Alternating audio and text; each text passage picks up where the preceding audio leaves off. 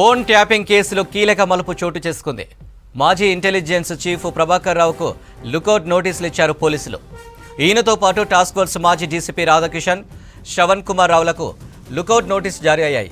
మాజీ డీఎస్పీ ప్రణీత్ రావు అరెస్టుతో ఈ ముగ్గురు మాజీ అధికారులు విదేశాలకు పరారయ్యారు. మరోవైపు ఫోన్ ట్యాపింగ్ కేసులో అరెస్ట్ అయిన ఏఎస్పీ భుజంగరావు, అడిషనల్ డీసీపీ తిరుపతన్నను మెజిస్ట్రేట్ ముందు హాజరుపరిచారు పోలీసులు.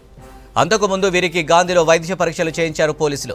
తర్వాత కొంపల్లిలోని మెజిస్ట్రేట్ ముందు హాజరుపరిచారు. ఎస్ఐబి మాజీ డీఎస్పీ ప్రణీత్ రావును 7 రోజుల కస్టడీ ముగియడంతో వైద్య పరీక్షల కోసం గాంధీ హాస్పిటల్కు తరలించారు పోలీసులు. వైద్య పరీక్షల తర్వాత న్యాయమూర్తి ముందు హాజరుపరిచి చెంచల్గూడ జైలుకు తరలించనున్నారు. 7 రోజుల పాటు ప్రణీత్ రావును విచారించిన పోలీసులు ఫోన్ ట్యాపింగ్ కేసులో కీలక విషయాలు రాబట్టారు. ఫోన్ ట్యాపింగ్ కేసులో కీలక మలుపు చోటు చేసుకుంది. మాజీ ఇంటెలిజెన్స్ చీఫ్ ప్రభాకర్ రావుకు లుకౌట్ నోటీసులు ఇచ్చారు పోలీసులు. ఈయనతో పాటు టాస్క్ ఫోర్స్ మాజీ డీసీపీ రాధాకిషన్, శ్రవణ్ కుమార్ రావులకు లుకౌట్ నోటీసు జారీ అయ్యాయి. మాజీ డీఎస్పీ ప్రణీత్ రావు అరెస్టుతో ఈ ముగ్గురు మాజీ అధికారులు విదేశాలకు పరారయ్యారు. మరోవైపు ఫోన్ ట్యాపింగ్ కేసులో అరెస్ట్ అయిన ఏఎస్పీ భుజంగరావు, అడిషనల్ డీసీపీ తిరుపతన్నను మెజిస్ట్రేట్ ముందు హాజరుపరిచారు పోలీసులు. అంతకుముందు వీరికి గాంధీలో వైద్య పరీక్షలు చేయించారు పోలీసులు. తర్వాత కొంపల్లిలోని మెజిస్ట్రేట్ ముందు హాజరుపరిచారు. ఎస్ఐబి మాజీ డీఎస్పీ ప్రణీత్ రావును 7 రోజుల కస్టడీ ముగియడంతో వైద్య పరీక్షల కోసం గాంధీ హాస్పిటల్కు తరలించారు పోలీసులు. వైద్య పరీక్షల తర్వాత న్యాయమూర్తి ముందు హాజరుపరిచి చెంచల్గూడ జైలుకు తరలించనున్నారు. 7 రోజుల పాటు ప్రణీత్ రావును విచారించిన పోలీసు ఫోన్ ట్యాపింగ్ కేసులో కీలక విషయాలు రాబట్టారు. మరిన్ని డీటెయిల్స్ రత్నకుమార్ లైవ్ ద్వారా అందిస్తారు. రత్నకుమార్, ఫోన్ ట్యాపింగ్ కేసు విచారణ అప్డేట్స్ ఏంటి? ఎస్ అనిల్, ఫోన్ల ట్యాపింగ్ కేసులో ప్రణీత్ రావు యొక్క 7 రోజుల కస్టడీ విచారణ నిన్న సాయంత్రంతో ముగిసింది. అయితే ఈ విచారణ ముగిసిన తర్వాత పోలీసులు ఒక ప్రత్యేక కోర్టు నుంచి ఒక ప్రత్యేక అనుమతి తీసుకొని నిన్న రాత్రంతా కూడా ఆయన్ను విచారించడం జరిగింది. ఇక ఇందులో భాగంగానే నిన్న ప్రణీత్ రావు ఇచ్చినటువంటి సమాచారంతో లేటెస్ట్గా అరెస్ట్ చేసినటువంటి ఇద్దరు అధికారులు, గతంలో ఎస్ఐబిలో పనిచేసినటువంటి భుజంగరావు, తిరుపతన్న, వీళ్ళిద్దరిని కూడా పోలీసులు అరెస్ట్ చేశారు. అరెస్ట్ చేసిన తర్వాత ముగ్గురిని కలిపి, ప్రణీత్ రావుతో కలిపి వీళ్ళిద్దరిని కూడా ముగ్గురిని కలిపి నిన్న రాత్రంతా కూడా విచారించడం జరిగింది. నిన్న రాత్రంతా విచారించిన తర్వాత ఇవాళ తెల్లవారుజామున, అంటే ఒక 7 గంటల ప్రాంతంలోనే విచారణను కంప్లీట్ చేసుకున్న తర్వాత గాంధీ హాస్పిటల్కు వైద్య పరీక్షల నిమిత్తం తరలించారు. అక్కడ వైద్య పరీక్షలు పూర్తి చేసుకొని కొద్దిసేపటి క్రితమే ఇటు కొంపల్లిలో ఉన్న నాంపల్లి కోర్టు మెజిస్ట్రేట్ ఎదుట హాజరుపరిచారు. ఇక ఈ యొక్క హాజరుపరిచిన తర్వాత ఇక ప్రణీత్ రావును చెంచల్గూడ జైలుకు తరలిస్తారు తిరిగి. ఇప్పుడు లేటెస్ట్గా అరెస్ట్ అయినటువంటి తిరుపతిరావు, భుజంగరావు వీళ్ళిద్దరిని కూడా వెంటనే కొంత జ్యుడిషియల్ రిమాండ్ చేసే అవకాశాలు అయితే కనిపిస్తున్నాయి. అయితే ఈ కేసుకు సంబంధించి ఇప్పుడు తాజాగా ఒక కీలక పరిణామం అయితే చోటు చేసుకుంది, ఒక కీలక మలుపు అనేది చోటు చేసుకుందని చెప్పుకోవచ్చు.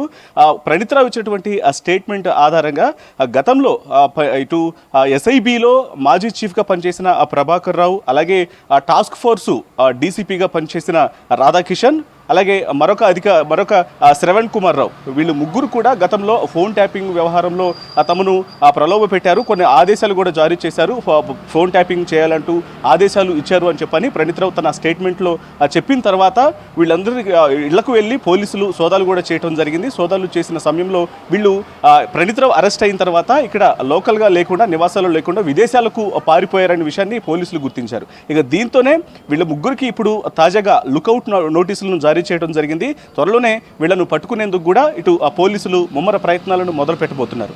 ఇక ఈ ఫోన్ ట్యాపింగ్ కేసులో ప్రణీత్ రావును 7 రోజుల పాటు విచారించినటువంటి సందర్భంలోనే అనేక కీలక విషయాలను కూడా ఈ విచారణలో పోలీసులు గుర్తించడం జరిగింది. ప్రణీత్ రావును విచారించినటువంటి సందర్భంలోనే అసలు ఎవరెవరి ఆదేశాలతో ఫోన్లను ట్యాప్ చేయడం జరిగింది, ఎవరి ఫోన్లు ట్యాప్ చేశారు అనేటువంటి అనేక విషయాలను కూడా యొక్క విచారణలో కనుగొన్నారు. ముఖ్యంగా గతంలో సంచలనం సృష్టించిన ఎమ్మెల్యేల కొనుగోలు కేసులో అప్పుడు బీఆర్ఎస్ ఎమ్మెల్యేలుగా ఉన్న గువ్వల బాలరాజు, అలాగే పైలట్ రోహిత్ రెడ్డి వీళ్ళు పార్టీ మారుతున్నారు, వేరే పార్టీలోకి వెళ్తున్నారటువంటి సందర్భంలోనే వీళ్ళ ఫోన్లను ట్యాపింగ్ చేసి ఆ విషయాన్ని గుర్తించి పార్టీ మారనివ్వకుండా చేశారు.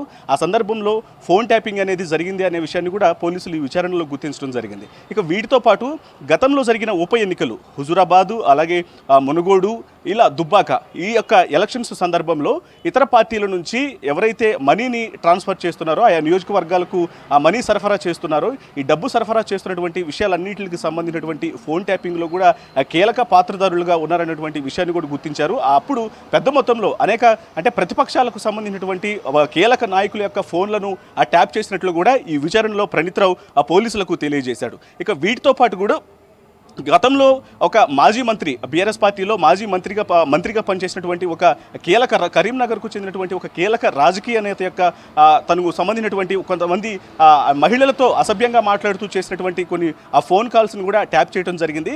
ఇదంతా కూడా కొంతమంది అధికారుల ప్రమేయంతోనే తను చేశాను అనేటువంటి విషయాన్ని ప్రణీత్రావు తన 7 రోజుల విచారణలో భాగంగా పోలీసులకు తెలియజేశాడు. ఇక ఇప్పటికే తను ఈ యొక్క ఫోన్ ట్యాపింగులకు సంబంధించి హార్డ్ డిస్కులు ధ్వంసం చేయడం, డివైస్ మొత్తాన్ని కూడా మొత్తాన్ని ఎక్కడికక్కడ ఆనవాళ్ల మొత్తాన్ని మాయం చేయడం వెనుక తన వెనకాల కొంతమంది అధికారులు ఉన్నారనేటువంటి విషయాన్ని చెప్పారు.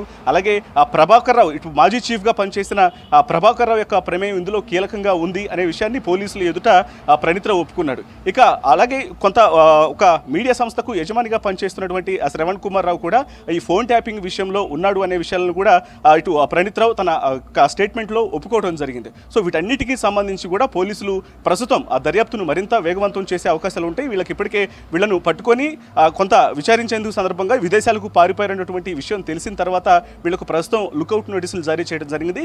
ఇక ఇప్పుడు ఎవరైతే గతంలో ఎస్ఐబిలో అడిషనల్ ఎస్పీలుగా పనిచేసిన భుజంగరావు, తిరుపతన్న వీళ్ళిద్దరిని అరెస్ట్ చేశారు కాబట్టి వీళ్ళ ప్రమేయం చాలా కీలకంగా ఉంది అనే విషయాన్ని కూడా ప్రణీత్రావు చెప్పడం జరిగింది. చెప్పిన తర్వాత వీళ్ళిద్దరిని అరెస్ట్ చేసి ముగ్గురిని కలిపి విచారించినప్పుడు వీళ్ళ ప్రమేయం ఈ యొక్క ఫోన్ ట్యాపింగ్ కేసులో కీలకంగా ఉంది అనే విషయాన్ని పోలీసులు గుర్తించారు. ఇప్పుడు ప్రస్తుతం మెజిస్ట్రేట్ ముందు హాజరుపరిచారు కాబట్టి కొద్దిసేపట్లోనే జ్యుడిషియల్ రిమాండ్కు వీళ్ళని కూడా అంటే జ్యుడిషియల్ రిమాండ్ విధించే అవకాశాలు కనిపిస్తున్నాయి.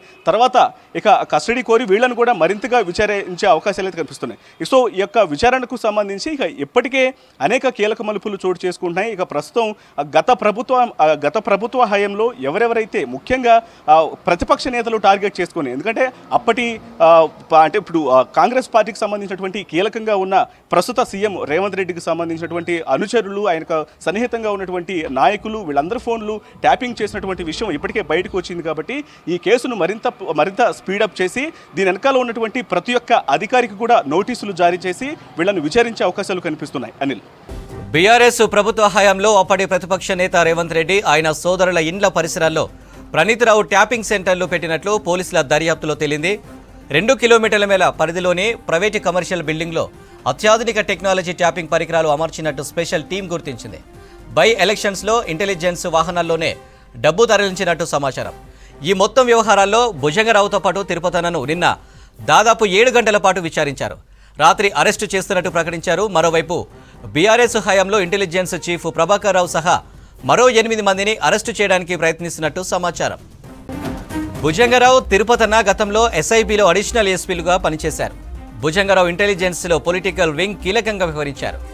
భుజంగరావు, తిరుపతన్న గత బీఆర్ఎస్ ప్రభుత్వ హయాంలో అప్పటి ఇంటెలిజెన్స్ చీఫ్ ప్రభాకర్ రావు ఆధ్వర్యంలో సీక్రెట్ ఆపరేషన్స్ చేశారు. ప్రధానంగా అప్పటి ప్రతిపక్ష నేత రేవంత్ రెడ్డి సహా ప్రముఖ నాయకులపై నిఘా పెట్టినట్టు తెలిసింది. ఇలా 2019 general election, Munugode, Huzurabad, Dubbaka by election సహా బీఆర్ఎస్కు ప్రతికూలంగా ఉన్న నియోజకవర్గాలను టార్గెట్ చేశారని సమాచారం. ఎమ్మెల్యేల కొనుగోలు వ్యవహారంలోనూ ఫోన్ ట్యాపింగ్ చేసినట్లు గుర్తించారు. అసెంబ్లీ ఎన్నికల సమయంలోనూ ప్రత్యర్థుల డబ్బులే టార్గెట్గా ఫోన్ ట్యాపింగ్ జరిగినట్లు నిర్ధారించారు.